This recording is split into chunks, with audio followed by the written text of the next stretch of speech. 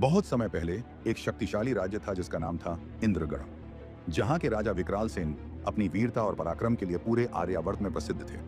लेकिन एक भीषण युद्ध में पड़ोसी राज्य कालागढ़ के राजा भैरवजीत ने धोखे से विकराल सेन को पराजित कर दिया।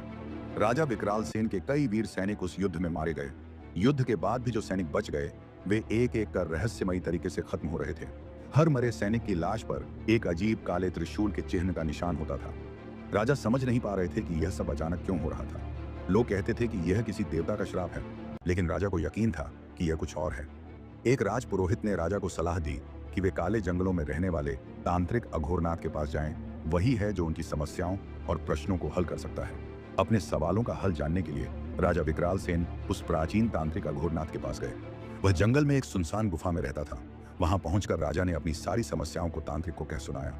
उसने राजा को बताया कि वह चाहे तो अतीत में जाकर सब कुछ बदल सकता है।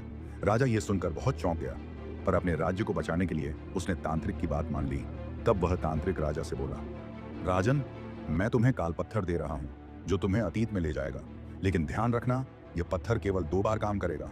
एक बार अतीत में जाने के लिए और एक बार वर्तमान समय में वापस आने के लिए। याद रखना राजन, तुम्हारी एक गलती तुम्हें सदैव के लिए भूतकाल में कैद कर देगी। राजा ने बिना देर किए तांत्रिक से वह काल पत्थर ले लिया, लेकिन जाने से पहले तांत्रिक ने राजा को एक और रहस्य बताया कि हर बार पत्थर का उपयोग राजा की आयु को 10 वर्ष घटा देगा। आगे की कहानी जानने के लिए अभी सब्सक्राइब करें।